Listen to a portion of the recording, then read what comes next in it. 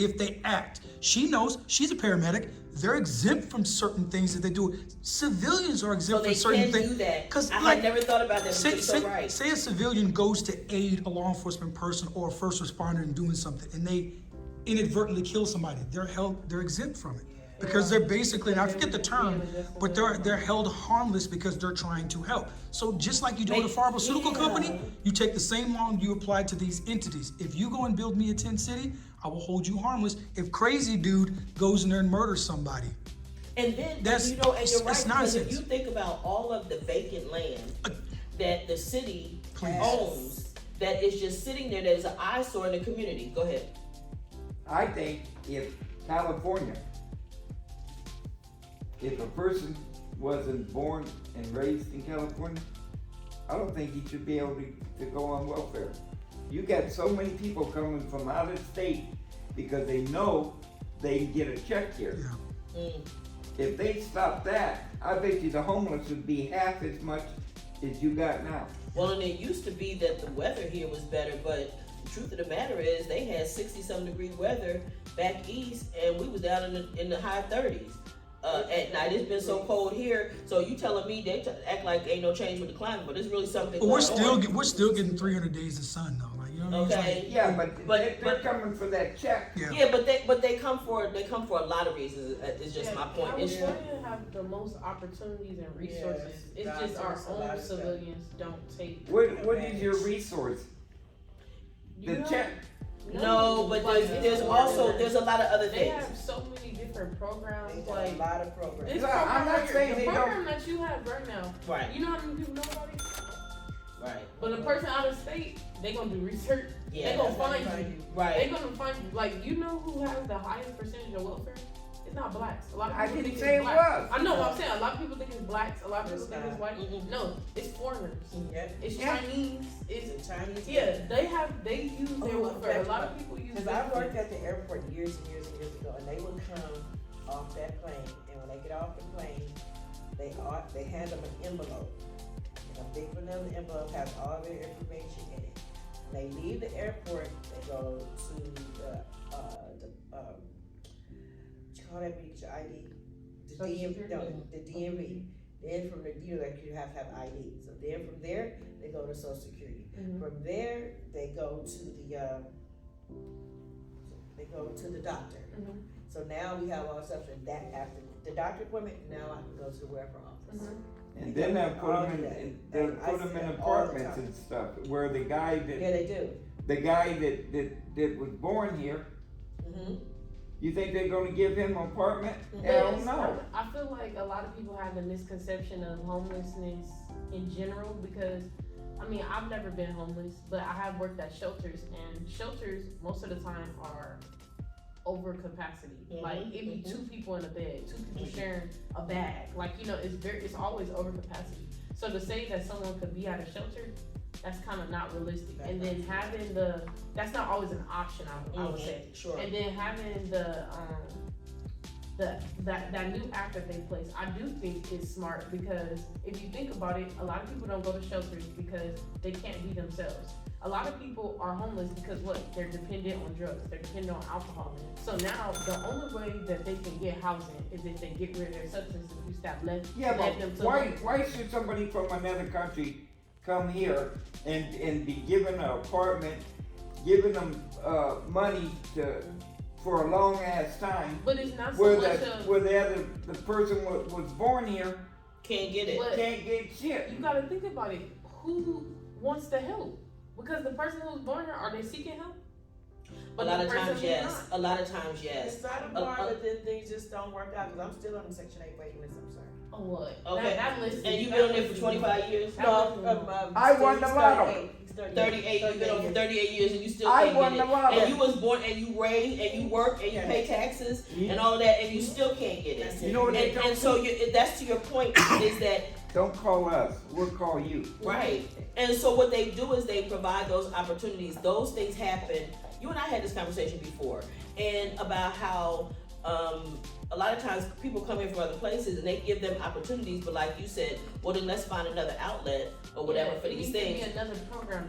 Yes, but with the reason that I refuse, as a person who has been in an organization, we've developed over 700 units of housing. We're in the housing business, okay? That is one of our main things in our organization. But I wouldn't touch it because in addition to all of those other things, if I have to, I'm gonna give you a scenario. This is your neighbor. Your neighbor has a mental issue, okay? Sometimes they good when they on their meds. When they're not on their meds, they're not. And so all night long, your neighbor don't wake up till 9 o'clock at night. You at work, you gotta be to work the next morning. Your neighbor's thing at about 1 in the morning, every morning, start banging his head on the wall. Or he gonna get duct taped. That's what's gonna happen to him. We can't duct tape, bro. Yeah, We can't duct tape. No, I ain't saying any of the staff, but us in the unit, we gonna duct tape it. Okay, so now, but you are paying your rent regularly. You take care of my unit. You do everything you're supposed to do. When it's time to recertify your income, you provide me your paperwork. You do all of those things. You're a model tenant. But you got to get up in the morning.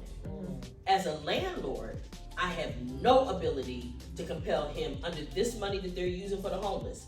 I have no ability to compel him to get any assistance.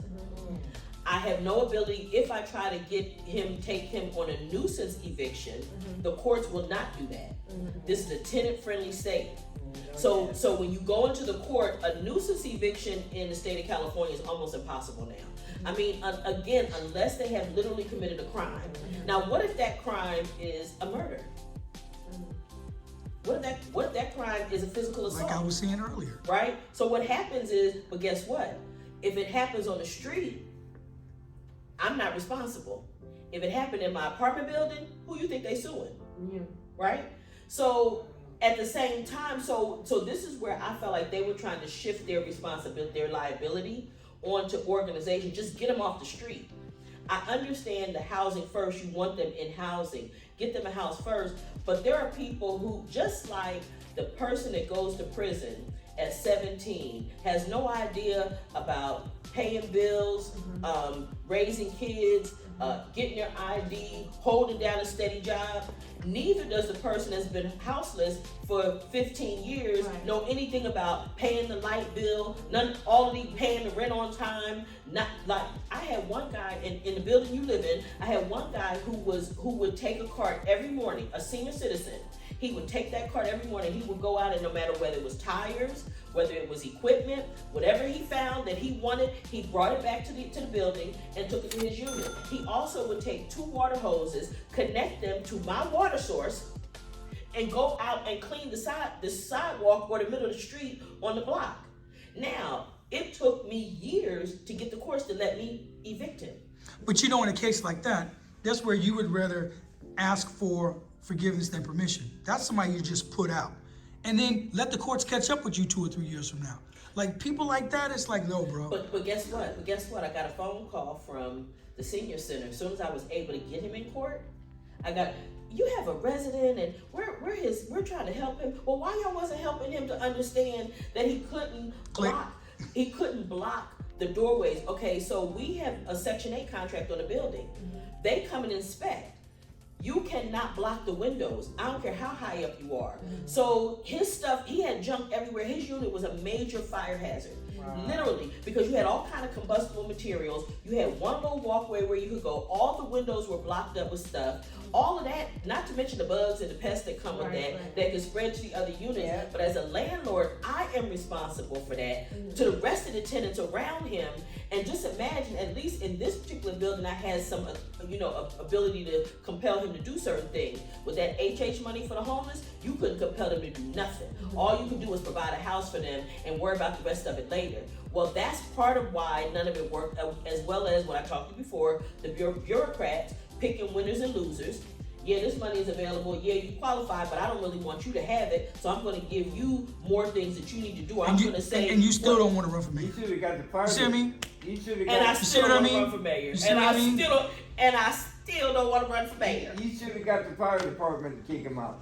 I was able eventually to do it, but this is the thing.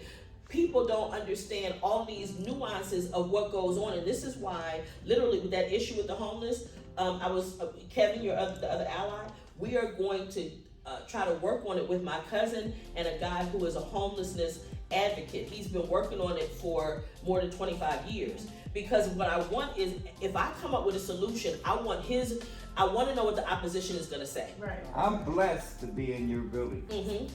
But I ain't gonna tell no lie. Cause you know how long I waited Yes. just to get in your Yes. building. You guys in California gotta do what other states do. Just don't put up with it. They just don't put up with it. Well, and that's not gonna happen because They don't put up with it in Orange County. they surely don't, and that's in California. Create a tent city, create the model tent city, it'll work. If you and your organization partnered with the National Guard and you went to them and said, hey, listen, how do you guys set up these tent cities for your people you deploy? They'll tell you, they'll give you the blueprint. They'll probably even give you National Guard people to help you set up one. Right. Go to the city and say, look, I got a solution. I'm gonna do exactly what the military does when they forward deploy tens of thousands of people. Tents, kitchen, hospital, latrines, showers. I'm gonna put it all in one place. Give me whatever it is. Right. But how can one county, like Orange County, one day this guy was blocking the door and my sister couldn't get in the store because he was begging and trying to, you know. She made one call. The cops was there and Because 5 they're still minutes. using law enforcement as a tool, as Right. leverage. Like And in it's not Santa to Ana fix it. River Bottom, that thing was no, all but, jacked up. but I'm saying And that they just clean Orange it out. County takes care of. Because they just clean it out. They're not putting up And with then- this nonsense. And They're then not. there's also, it is a matter of the priorities of the elected and the bureaucracy, what they choose to focus on. Again, you can have an elected. Here we have term limits. So a person elected as a city council person gets at most 12 years. Which is a long For time. one period of time, it was 8, and they just put it back up to 12 a few years ago. Maybe it's been longer than that ago now, but in any event, it's now 12 years. So the people in the bureaucracy already know, I can outlast them. I was here when you got here, and I would be here when you gone. I have to genuflect to you while you're here, and if you as a constituent call the council office on a department, the department is more than likely going to do whatever it is that you need to have done. The problem with that is that you're now on their radar, and now they don't like you. So anywhere they can get you along the way, they want to now punish you. And every chance they get to slow down your project or slow you down from being able to accomplish what you said you was going to accomplish, they do that. You want to know how we, in my city, how we keep things very clean and nice and tidy? As soon as one of our city council people refuse to do what we want to do because they broke us up in districts now to kind of like divide us, we just cross over to other districts and we go help the certain district in our city vote that person out. And we've been doing that for the last 15 years. And we've turned over 8 city council people because they come in with whatever policies they have. We're like, no, we don't want that here. And they try to tell us what they think is good for us, and we simply go into that district, hey, there's 2,000 of us, what do you want us to do? Right. And so our city stays very, very clean because we just don't And that's what it tolerate takes. being told what to do by people we elect. We don't tolerate. But see, and I'm sure there's a certain income level in your community, right. which also brings with it a certain level of educational attainment, right? Which is true, but the right? one So thing, wait, my city's so racially diverse that they don't have these racial divisions and things to play on. It's they like can't- none they of us can't- want They that. can't pit nobody No, against each other. we don't take that. Using the culture wars Right. that the people are using now nationally, right? So I feel like in LA, it's nothing like that. Like in Orange County, Mhm. there's barriers. You know, like this part of Orange County, you know the pay. You Yeah. know how much they make. In LA, it's not. You could be on the street with someone that make over 100K. Mhm. You could also be on the same street as someone that's in Section 8. Like it's no division. Like it's houses and apartments on Yes. the streets. So it's like you don't know who you're dealing with. You could literally be Living next to a millionaire here in LA. yeah, Yes. and you don't know, and Yeah. the next person is a crack house. Yeah, and then what happens is that because that's the case, and then also what is very important is who's voting. Yep. So I can tell you the block that I live on, apparently we have a lot of voters. And how did I learn that? Because our street got repaved and our trees got trimmed twice in like 5 or 6 years. Trees don't get trimmed in the hood. Yeah, they And I live in the hood. unless it falls on a car. Right. Absolutely. Or breaks the sidewalk. And because there are a lot of voters on my block apparently, and apparently it goes from one major street to the other, and I'm right in the middle. So it's 2 blocks on either side, and I'm in the middle.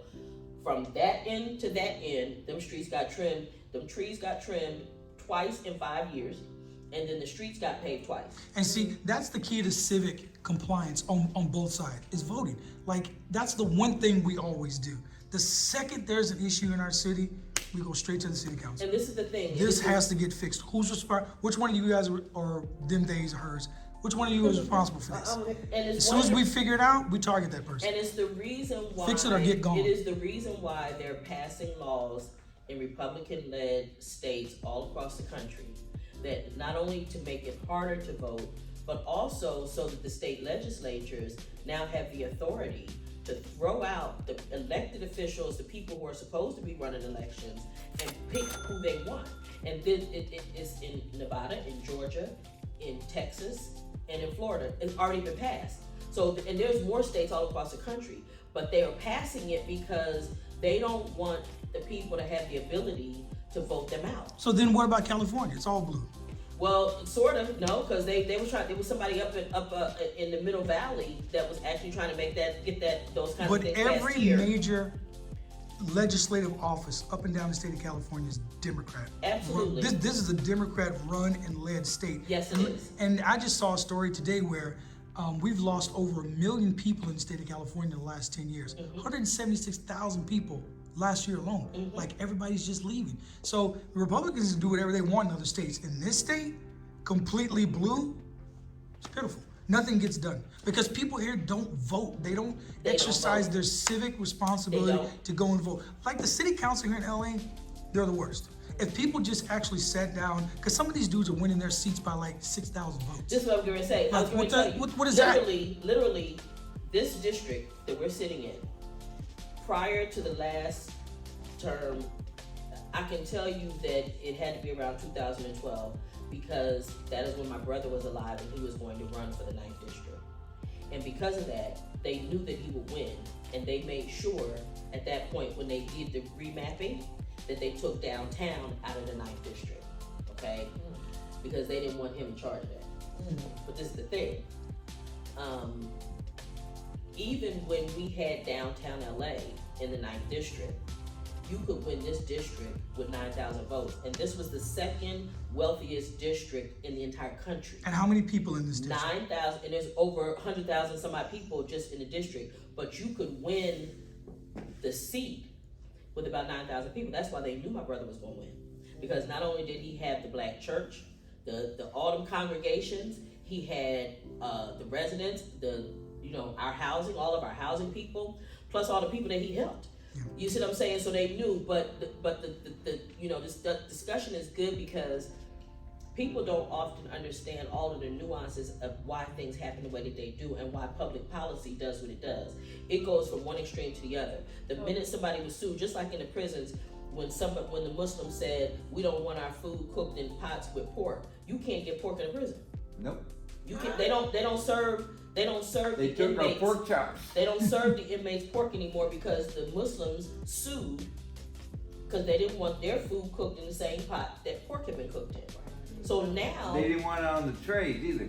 Right. So you don't have. No. So in other words, so public policy always goes from one extreme to the other. And homeowners have to start suing the city for depriving of their property rights when people are stacking up on their private property. Haven't had Maybe they pork gotta do chops that. in the prison I still say the 10 in the cities would last work. 20 years. They would work.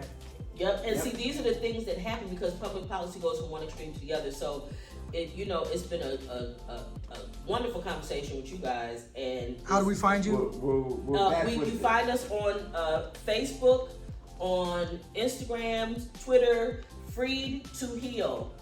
Freed to Heal. All of you guys checking us out, we thank you for joining us, and we look forward to seeing you next week, and we'll be back.